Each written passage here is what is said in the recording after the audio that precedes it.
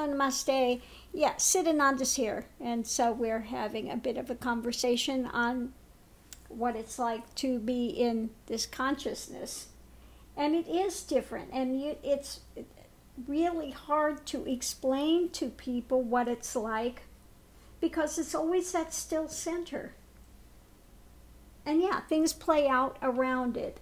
It will seem like I'm really angry or I'm really caught up or something, but that's not what's going on. It's in the center. It's just still. Yeah. It's like, being in an ocean, and under the ocean, it's still. And you have a wave that might come on the surface, but it's not touching anything below that surface. Yeah. So, how can you explain that to people? That the mind is still, it's quiet, there's nothing there going on, okay? And it's transient, these things. It's like secondary, that's it, and it's gone. But people here, and that's, again, why it says, is it the Ashtavakra or the Vivek Chudamani, that the only one that can understand a realized being is another realized being? And that you can't judge by looking on the outside because they will appear to be like other people. They will appear to have that same interaction, emotions, drama, whatever it is. But all I can say is it's vastly different. There is no ongoing charge of thoughts. It's just not there.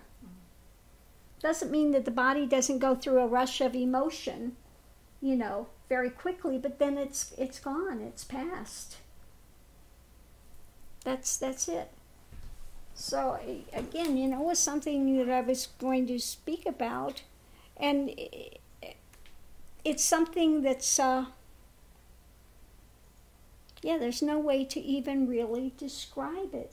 There's nothing that you can give somebody that they could relate to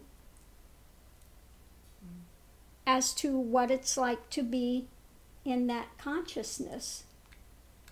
Now, you experience to this point where there's the falling away, some stillness and quiet. Definitely, yeah, definitely. So when that takes place, if there's some emotional thing that takes place, is it not over much quicker?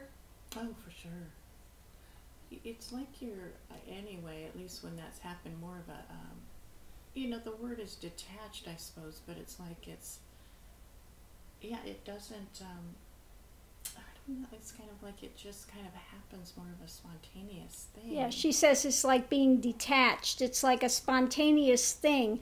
And that's what happens when you get into witness state. You can see the body react, you can see the persona react, but there's a distance there that while it's happening, it's like it's happening to somebody else.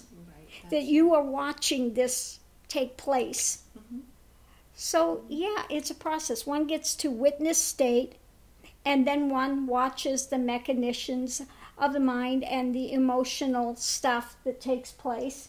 But one has a buffer zone. One has a buffer zone. Okay? So when realization takes place, that's ongoing kind of thing. Yeah, there's no buffer zone. It's just that's all that is. There's no witnessing of it. One is simply in the moment of that all the time. Yeah, I can see that. So that's the difference between going from witness state to realization to that mind of Turiyatita that no longer has this revolving thought process going on, and it's just that clarity of consciousness. Yeah. So that's why they say it's like the ocean.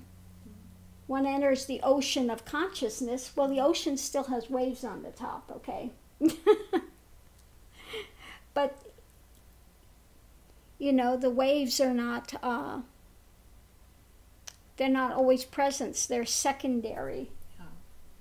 And one is always, even in the midst of the wave, one is still connected and in the midst of that still point. Yeah. So yeah, it's like almost impossible to try to explain what it is to be in that consciousness, because it's such a radical shift, and it's not something that people can relate to. For sure. They can't relate to it because, at this point, it's been since 1999 when everything fell away. I can't even relate to how it was for me before then, when I was in revolving thoughts and the dramas. So and long ago. Yeah. It was so long ago. Yeah, that's not my Right. norm anymore. Yeah. For me, this is normal. It doesn't seem anything amazing or anything. Now, it does for the first few years. It's like, whoa. You feel very expanded, and everything is just like, you feel the leaves moving, you feel it in your heart, and you feel it in your whole being. You feel these things, and it's just more of you're so open, and there is no mind to judge anything, so that all of these things are felt just absolute, just, full blown. But then again, as you go through the process, then things start to settle. And it takes about, maybe 8 years or something before it totally settles. And then it just becomes your normal state of consciousness. It's like, no biggie. It's just what's there day by day. For you, it's your norm. Your normal. Okay. So again, people want to know what it's like for enlightenment or realization, what it consists of. And all it consists of is when everything deconstructs and you find out you are not the persona. You are that which inhabits the form. And this is not an intellectual ideation about it that people have when they're going through. Well, I could see that. It's just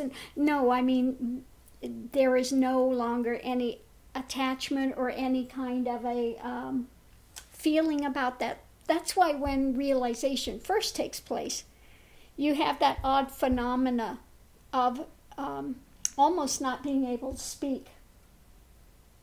You just want to be in that stillness, that silence.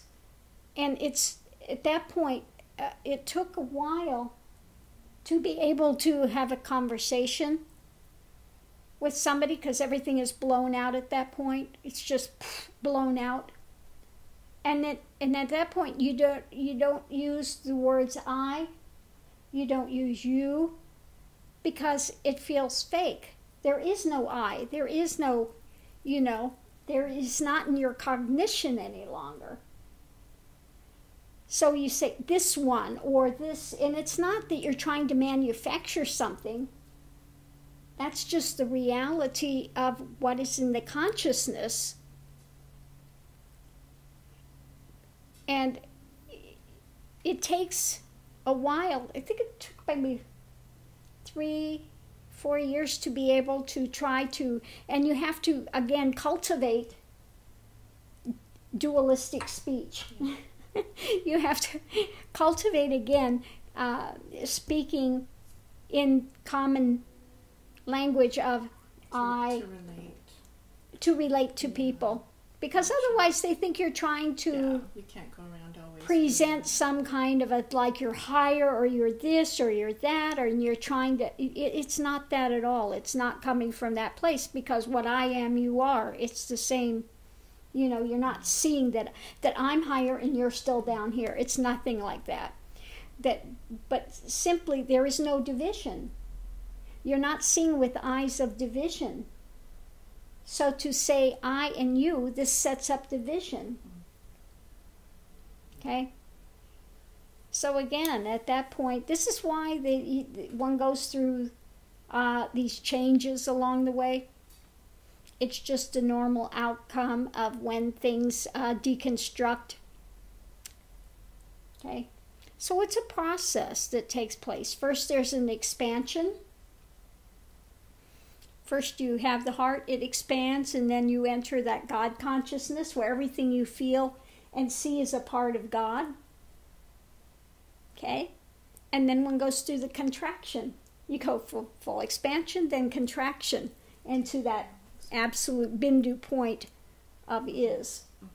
So that's the path. But people get to the expansion and they think they're there already. They think that's, they think that that's enlightenment and realization, and they've only just begun. There's much further to go at that point to come back and reach that contracted point, that bindu point. Yeah. And that contraction with the senses, I don't know, I guess, as you go more and more internal, it just,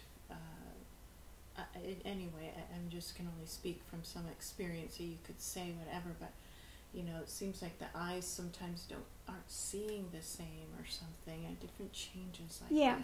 Yeah. As things feel like you just so much more internal, kind of like you're not there. Right. You're seeing, that's you're what we call, there. Oh, yeah, that's right. Seeing without seeing. You're seeing without seeing. Now try to explain that one. But it's a phenomenon that takes place along the way. You're seeing without seeing. You're hearing without hearing. It's like not really automatic pilot. But it kind of feels like you're not there. Yeah, you're not there. You're feeling like, the eyes are registering a world. And the eyes are registering this and registering that. But that's not what one is feeling within. Yeah. Okay, because I'm glad you're talking about that, because lately I've just been, I don't know, just feeling more contracted. You're feeling more contracted. I thought it was a little odd, kind of like this isn't my usual. Yeah. So just kind of. So you're going into the next level, the next layer of that. So you go through the expansion and then you go back to that contraction. Okay, because it felt strange. I'm glad you brought it up because I wasn't sure. It just felt a little kind of like I'm just kind of walking without being really there. Before it was like, you could feel the trees and all this stuff, and now it's just more. Now you're entering you're entering that stage where it's starting to come back to contraction. Okay, I was going to ask. Okay, so it will continue to come back to contraction until you reach that part where you have to do that absolute surrender into that death before the death, where everything implodes and deconstructs. Yeah, so now you're in the other motion. It doesn't feel as life-filled to me. It feels just a little different. I don't know what it is. It does feel different. This is what was going on when I was in India. And every time I would step, I told you before, every time I would step on the bridge, I would be out of the body. Yeah, I could see. And you feel like you're walking and the body is moving like it's a puppet or something. You're not attached to that form. You're becoming disattached to the form. So that's just it's a strange feeling. It's very strange. Well, wait till your consciousness is out of here and your body's walking and you feel like a puppet, like you're all sorts of changes. It's so there are a lot of changes that one goes through. But in one moment your consciousness may be in the body, but then it'll start being out of the body again to show you are not that form.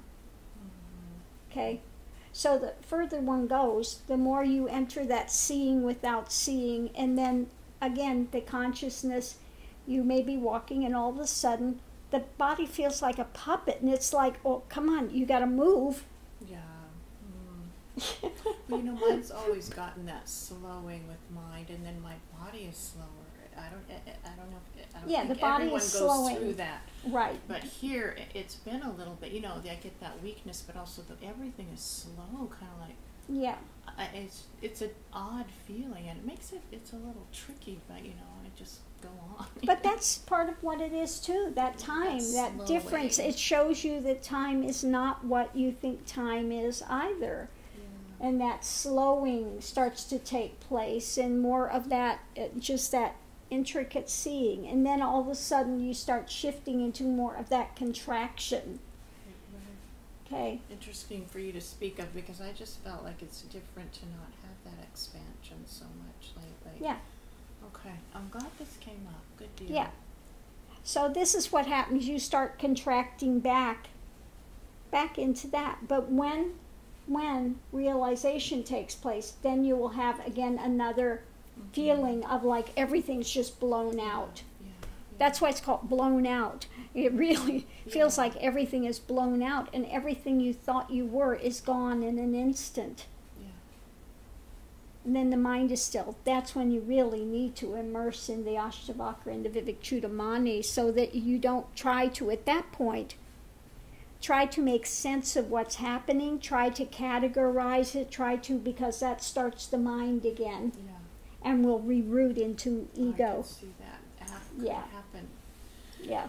You know, that way. So you're just great. So I'm just so glad that, you know, these things come up and that was explained today. Thank you. Yeah, well, they come up when they're needed. So this is the time of that contraction is starting to pull back in now.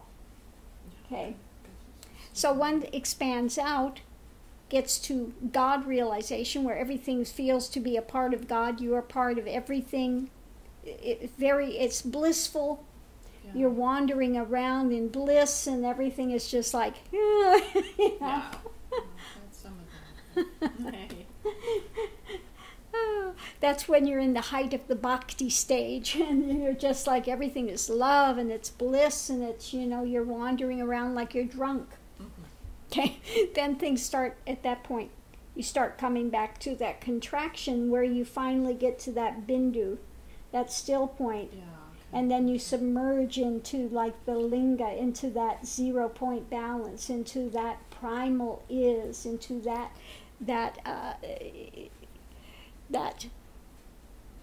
what is it? Everything that will come into being, pregnant void. The pregnant void. Yeah, it's not a void of nothingness. That's why I hate when they say void, because people think it's nihilistic, and it's not. It's absolutely more alive than anything one sees here. More alive than anything. It has more substance, even though it has no substance. It's pregnant void with everything that will come into. You can't miss that. You can't miss it. You cannot. Sure, you can't miss that. No, it blows out everything at that point. Yeah, blows out everything at that point. And that's when you come out of that, and your eyes are, at that point, you come out and the eyes are registering the world, and it's like the great universal joke is revealed. At that point, all you do is laugh. In one hand, you're laughing, and in the other hand, you're going, oh my God, now what? Your whole life is... Because lifetimes you've been searching and you've been on this path, and now you know that's the end of it. That's not, now what? I can't imagine that. Yeah. It's your every breath. It's your identity, everything that you had done for lifetimes to get to that point, and it's blown out, and you know that's the end. There's nothing to search for anymore. There's nothing. It's all revealed. That's it. Now what? That's a trick. 17. So it's a real trip. So on one hand, you're laughing hysterically because it's like the great joke.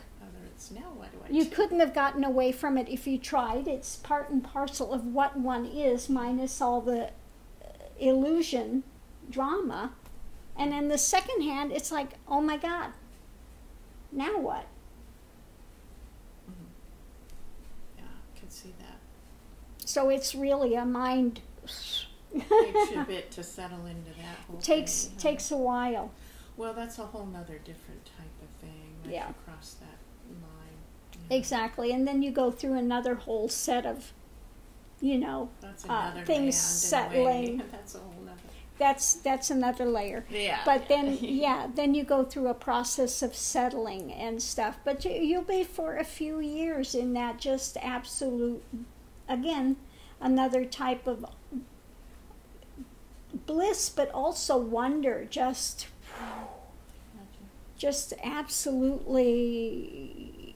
And with all that suffering, the colors are brighter, everything is brighter, you feel everything, there is no distance with anything, and it's just over awe for a few years. Yeah, for a few years you'll feel that. Well, thank you as usual. So hurry up and get there. Please put that out there, child. That spirit thing.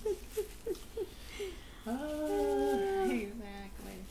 It's a long journey. Oh, it's People something. that get on a path and think they're going to get enlightened in a year. all the phases and stages and the going back again and going again, it's really something else. It's beyond words. It's beyond words, and people don't understand. Okay. There is a part that's like a hell realm that you go through for a number of years. It can be tough. Like I said, in that one part of the journey, I could barely take the next breath. I was praying for death, literally praying for death, because it is just so overwhelming. Yeah, well, with me, I've always heard voices, so many things like that, just all of that. Anyway, it's part of that, I guess, and then you get the other, all those pristine visions, and then there's the other. So it's, it's something else. Well, that's it. This, the cities come up, these powers, being able to heal immediately. I mean, different powers. Things they happen. Like the time I went to take my daughter, promised her to go to Disneyland when she was young, and my car wouldn't hold water, the radiator, and I laid hands on it, and boom, it held water till we got down there where we needed to be. Yeah. And that was it. These things like that happen. Their, ability to control weather was there for some time. And just all these different things take place, but you find out that's not what it's about. And these are hindrances. These are stumbling blocks along the way. If one cultivates it, one can go very easily into ego drama of, rather than that surrendered humility that it takes to go they don't bring any kind further of in. true happy, any kind of true, like the Satchidananda, they don't bring that. Yeah. I at least from, the different phases here, I don't find that at all, in the least, that it's brought, peace.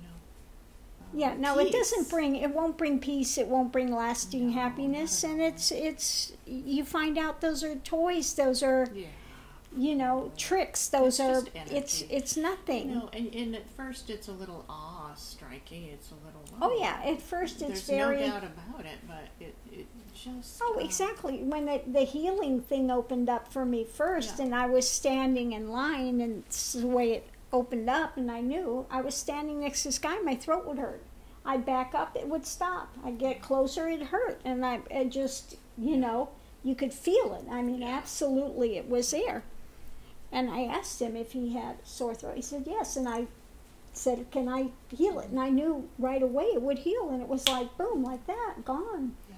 So, these things happen along the way, but they are not things to cling to. That is not the object. The object is to know God and to continue to surrender into that. Continue to surrender and say, not my will, but thine be done, and continue to surrender.